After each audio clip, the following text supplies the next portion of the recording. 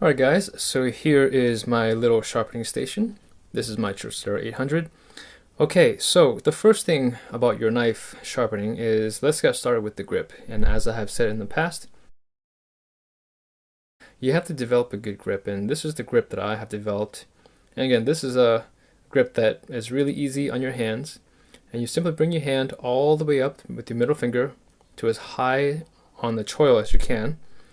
Okay, and so you don't want to bring your hand too far forward, okay, because that way your thumb really has to stress to actually get that angle there. So keep your hand relaxed and simply move your middle finger with your, really your first knuckle up towards the choil, okay, and then you just simply bring your hand over and you bring your thumb into a relaxed position onto the close as you can get to the edge of the knife without touching the blade.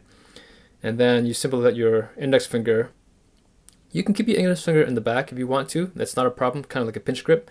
But what you'll want to do is you'll eventually want to sharpen your bottom of your knife here, and the pinch grip will maybe get in the way. So I like to bring my index finger a little higher up here, and that just simply relaxes, and it also helps you control the angle of the knife a little better than if you were to simply hold the knife this way and control the angle with your wrist. So by having a semi-pinch grip that is more like this, you distribute the weight of the knife or the pressure of your hand over as much area of the knife as possible. It also allows you to change the angle on the fly a little easier. Okay, so that's your grip. And some people like to bring, sometimes I bring my finger back towards my hand because depending on how the knife is, I can get more pressure that way. But to keep your finger relaxed, just simply let it straight, let it hang there, and that should give it a pretty easy angle to, pretty easy way for you to adjust your angle on the fly. Okay, and we're going to just start sharpening, and I'll walk you guys through the process, and I'll tell you guys what to look for as you guys are sharpening, and hopefully this angle is right for you, and it's a new angle I'm trying, so if you guys don't like this angle, just send me a message, let me know. But okay, so as I've said before, find an angle that is right for the knife, and don't go with the typical, what people say, the 10 to 12 degrees or 12 to 15 degrees. Ignore those people. They don't know what they're talking about. So if you're one of those persons, no apologies to you, but you don't know what you're talking about. Okay, so the easiest way to find the angle, the proper angle to sharpen your knife, okay, is this way. This is how I find it. I simply bring the knife to the top of the stone, top of the stone. It's the easiest way. And I bring the knife down, okay, and I slowly change the angle. And when I feel the knife losing grip, that's when I take a step back towards the higher pitch angle, and that's my angle. Because what happens is if you're too flat to the stone, you're actually just grinding away at the profile of the knife, okay? So, but if you're too high, if your angle is too steep, then you're just grinding into the edge, and you don't want that either. So find that angle, and every knife is ground a little differently from the factory. That's why the whole talk about going 12 to 15 degrees, ignore it. Find the angle that your knife came with. That's going to be the best angle for you in your sharpening process. So for me, it's right around here, and you can also do a few strokes and see how it feels. If it feels like you're slipping, the angle is too shallow. And you feel like your knife is digging into the stone, obviously your angle is too steep. So just find that angle that feels right based on what the grind of the knife is. And it's going to be different on both sides. If you have a symmetrical grind, then they'll be the same. But oftentimes Japanese knives will have a asymmetrical grind. So that's why the technique or the whole talk of just flattening your stone or your sharpening your knife at a 15-degree angle is bogus, because every knife has a different grind. So, all right. So hopefully that kills that argument there. All right. So, like I said, find that consistent pass. I go from front tip to back tip. Okay. I never go this way and then back that way. Okay. Because as I said, the angle of approach is a lot different when you start from the front tip, and when you start from the back tip. Okay, so I like to start in the front tip, and that's just my habit. You don't have to start there, but that's the way I do it.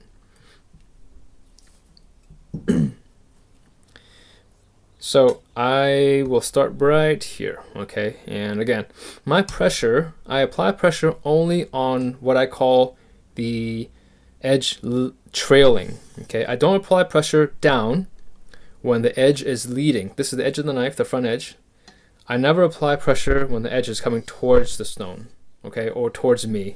Or if I'm sharpening the left side, I only apply pressure when the edge is coming, the blade is coming towards me and the edge is away from me. So this is, again, edge trailing.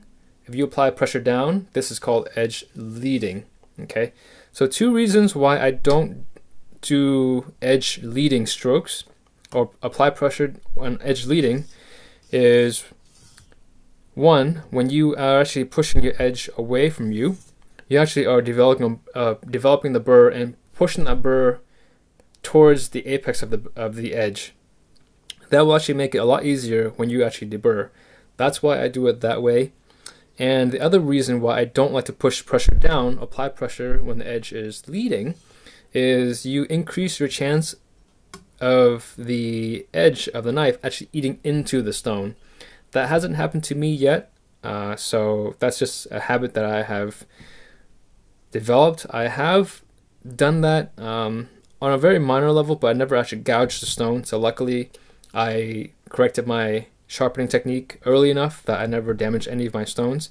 But I have heard of many people that actually will put pressure both on the upstroke and the downstroke, or edge leading and edge trailing, and will actually gouge a hole in their stone.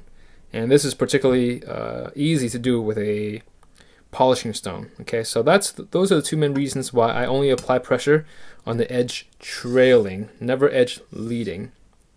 Okay, another thing that people should keep aware of is never apply pressure in the middle of the knife. And when I say center is like, don't apply pressure too high on the edge.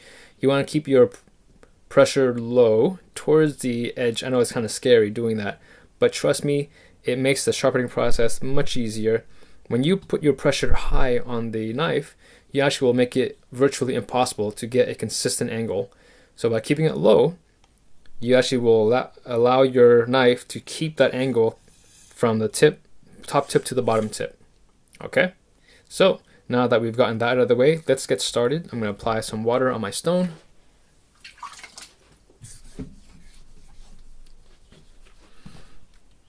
All right, so here we go now.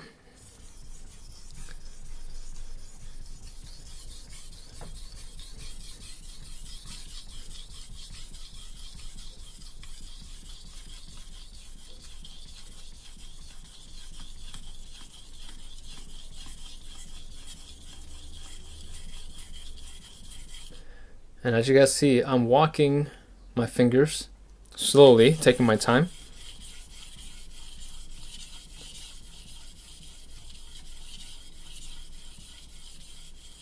Okay, so I have just finished one pass. Now, there's also one other thing that I have heard people ask me about is, do you apply pressure with just one hand or both hands or just one or the other? The simple answer is I apply pressure as I'm pushing and pulling with both of my hands. I have seen some videos of people saying that, of a person saying that you should only apply pressure with one hand and this hand guides. That's a load of rubbish, because here's what happens. As you're walking your fingers, how are you applying pressure to the knife when you're walking your finger? That's impossible. Okay, so it's a load of junk that person said. I don't want to call that person out by name, but don't listen to that explanation. It's a load of rubbish. You apply pressure with one hand, and if you try to walk your finger and the other hand's not applying any pressure, well, you're going to ruin the edge of your knife. Okay, so I push and pull with both hands so that when my fingers are walking, I'm still able to get that angle and still able to move the edge up and down at a consistent angle. Okay, so let's go pass number 2.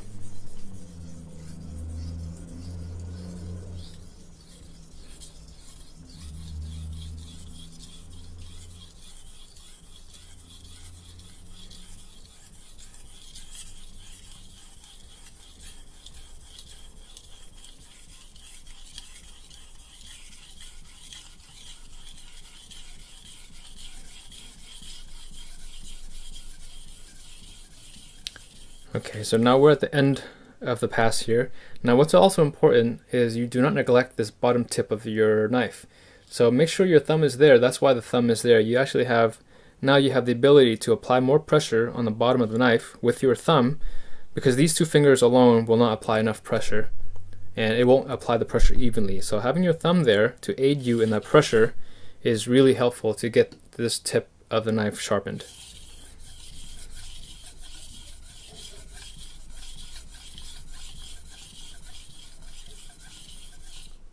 Okay, so that's good there.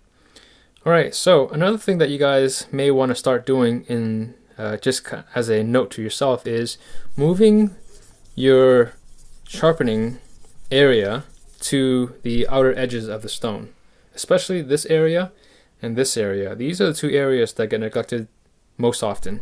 So what I like to do sometimes is when I'm working on the tip, I simply like to go across the stone back and forth on the tip. And then once I start moving away from the tip, I will broaden my stroke to a much wider push. Okay. And then once I get to the bottom tip, what I can do is I can bring the edge up, do something like that, or run the bottom side.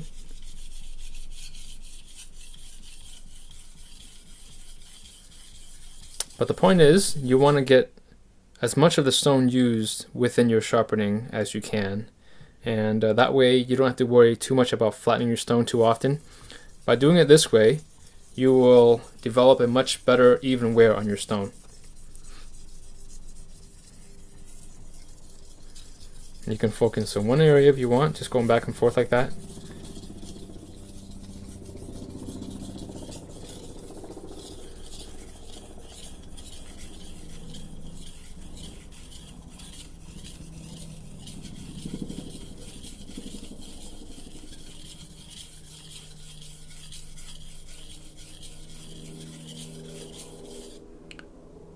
Okay, so I have developed a very good working burr. It's very, very minor, but that's all you need. As long as you develop something, you're fine there.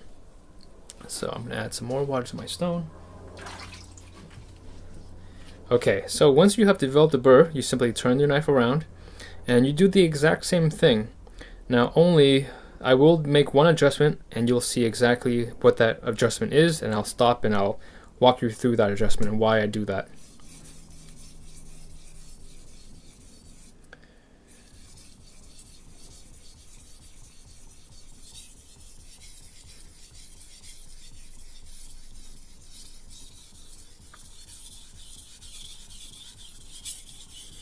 Okay, so here is where I make my adjustment.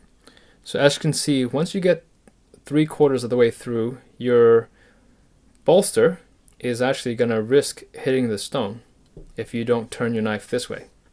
Okay, so imagine I'm trying to sharpen the tip of the knife, the bolster gets in the way and the handle gets in the way, and you will damage, or you will scratch the bolster.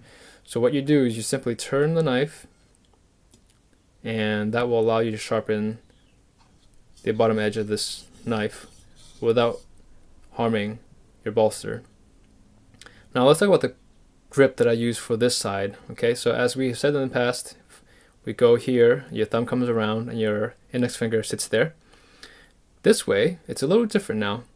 So what you do is you still bring your finger up, but now instead of your thumb, touching the side of the knife here, it's your index finger. Okay, and your thumb will be up here. Now you don't want to straighten this finger, because when this index finger is straight, you have no pressure and no strength to push into the stone. So you want to make sure that this finger is very relaxed and just bent. Okay, and that will allow you to put pressure onto the knife when it's time to sharpen this portion of the knife. And that's it. That's the same grip, but just slightly backwards or mirrored. And so you can practice that. Then come over here, bring your finger up, and bring your hand up with middle finger knuckle, the first knuckle touching the choil, and then bringing your index finger down, and then your thumb. And that's a very comfortable and easy grip that you guys can just practice when you guys are sharpening your stone, or even when you're just prepping your food if you want to.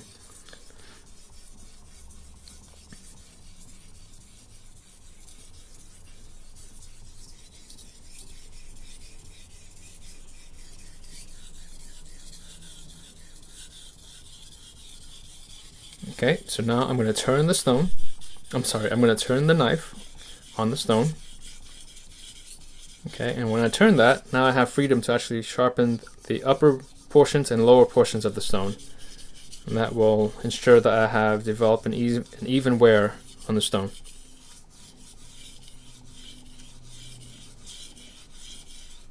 Okay.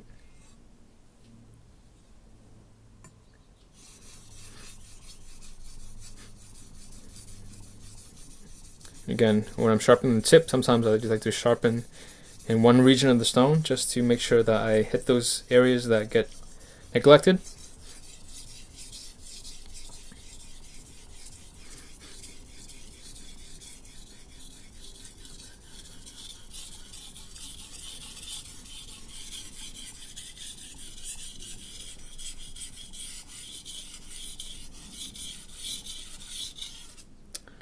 Okay, so that is the sharpening portion. It's pretty easy. Once you've developed the burr, now you just simply deburr with a cork or a piece of wood, and then you go on your polishing stone.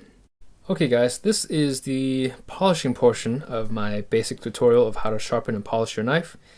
And this is my Chocera 3000. I'm using it now because it doesn't require any soaking and it's a lot easier for me to put this video together quickly.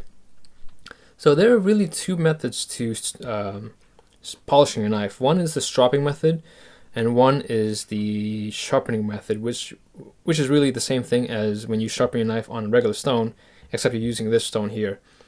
For most of you watching this video, if you guys are learning how to sharpen your knife, start with the first method. It's the easiest way, and it really is just like you sharpen your knife. So you find the exact same angle that you sharpen your knife with, and you basically go at the stone as if you're sharpening your knife.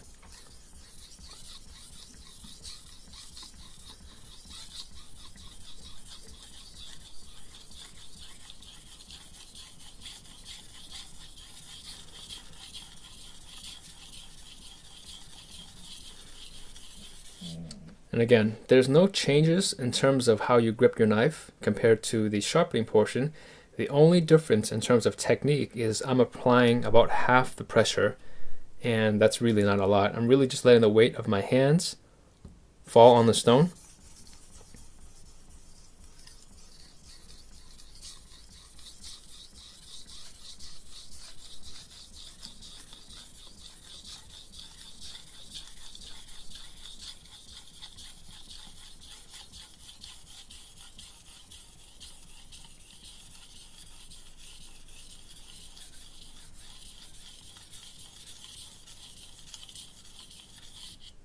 Okay, and so once you have gone a couple of passes, the burr is extremely difficult to feel for on a polishing stone.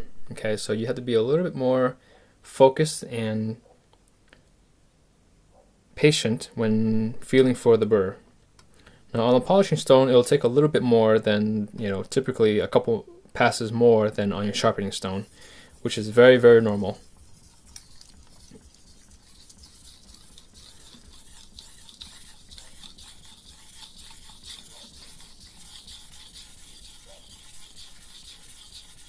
Again, I'm making sure I put pressure on my thumb when I'm coming towards the end of the blade here.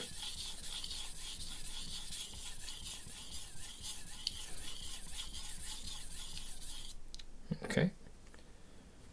I'll show you guys the polish now. Now the Chocera 3000 is not a very high polish stone, but it gives it a nice semi-gloss finish. Okay, so once you've developed the burr, it's a very minor burr, you simply go to the other side. Some water here. You simply turn your knife and do the exact same thing. Again, making sure your grip is comfortable and your hands are relaxed and there is enough pressure from your index finger and it's not straight. Don't flex that finger too much, just keep it nice and relaxed. and you sharpen your stone, or on your stone, just like the sharpening stone.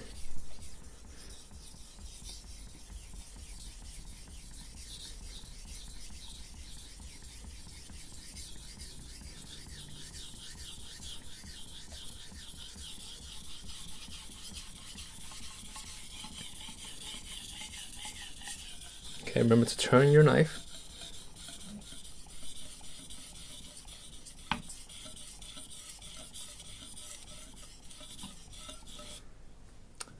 Okay, so that's really it. That's really the most basic way to polish your knife when you guys are starting out. And the next technique I'm going to show you is, well, actually, let me step back for a second. Okay, so once you develop a burr on this side, you can deburr if you want, but the easiest thing you can do is once you've developed the burr on the second side, okay, now you simply go to the first side again. Now you reduce the pressure even further, roughly half of that, if you can, and do a really gentle polishing. Okay, don't spend too much time there.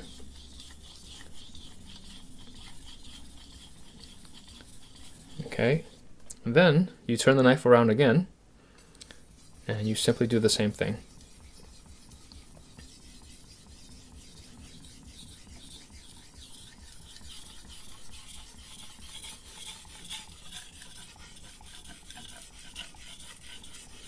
Okay, so the point of this, what I'm doing now is, if you guys deburred properly from the sharpening stone, there really is no more burr for you to really worry about besides a tiny little bit.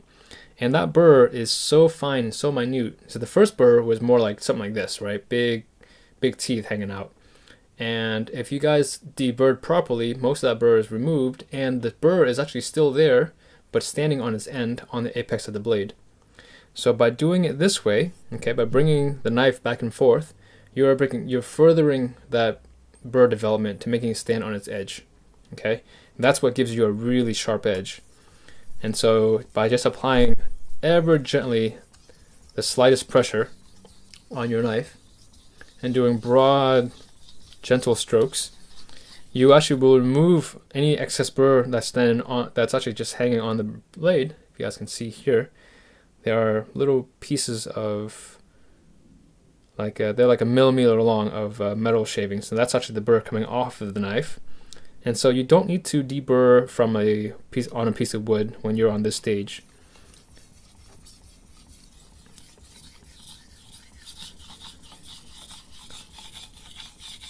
Okay, so I have found that going back and forth about 2 times each will actually completely remove any burr, and will make the burr stand on the edge, and the edge is razor sharp at this point, even without me deburring it on the piece of wood. Okay, so this is the next technique that I'm going to show you, and it's a little bit more advanced, and you can definitely learn and teach yourself how to do this in the very beginning. So it's not bad to actually develop this technique in the beginning.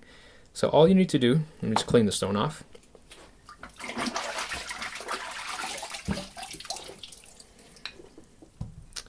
Okay, so this one is the stropping method. Okay, so instead of doing the sharpening motion just as we have just seen, what we do here is, after you have, so if you came straight from the sharpening stone, if you've just deburred, okay, so all you need to do is you run your knife from edge to edge, or from tip to tip. Okay, so this is the stropping method.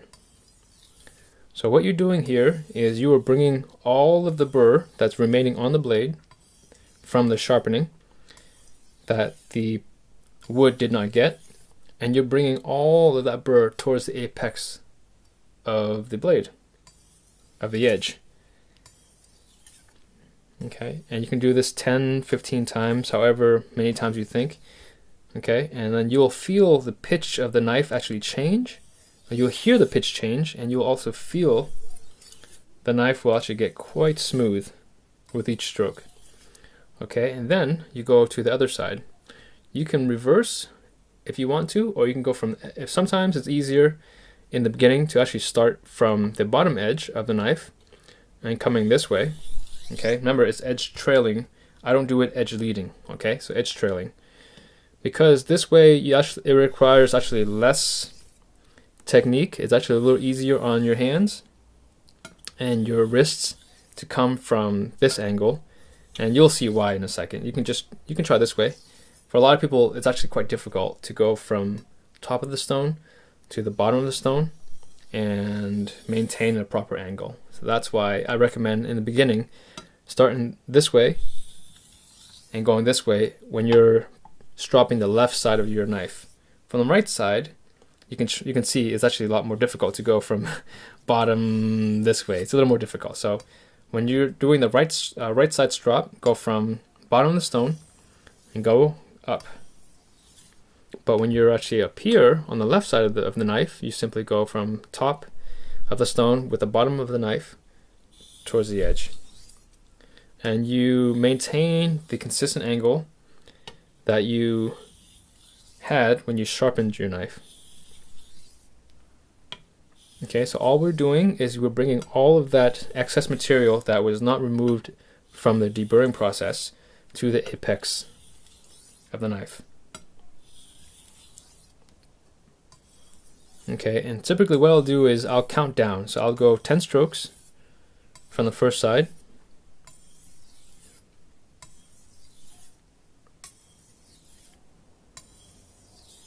Okay, then I'll go 10 strokes this way.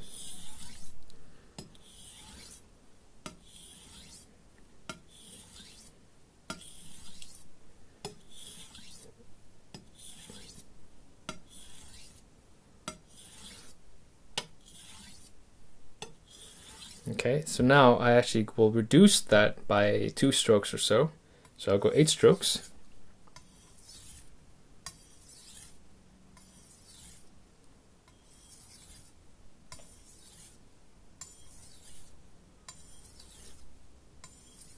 All right, so now I'm going to reduce the left side by 2 strokes.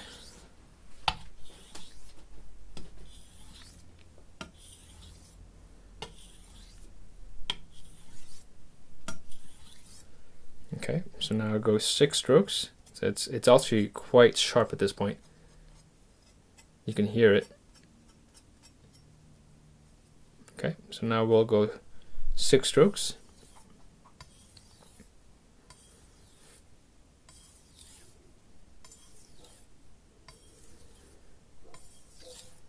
Okay, so now we'll go 6 strokes on the left side.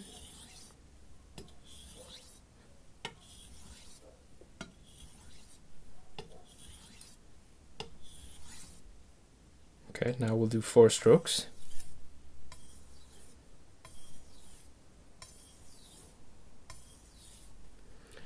Now we'll go 4 strokes on the left side.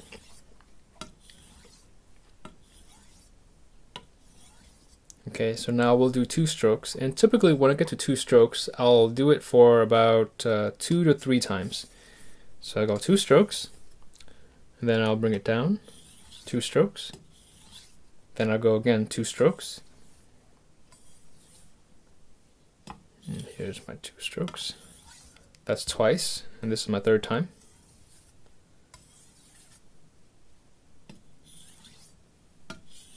Okay, now that edge feels really good. Alright, so now I'll go 1 stroke.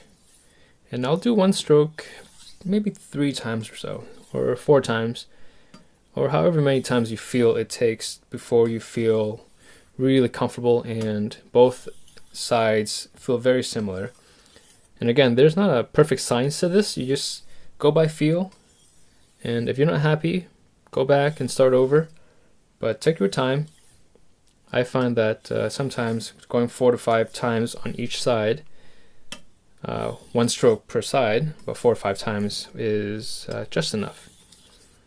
Okay. Yeah, the edge feels really good. And so by this point, you don't need to deburr anymore. You simply clean your knife, put the knife away, and it's ready to go.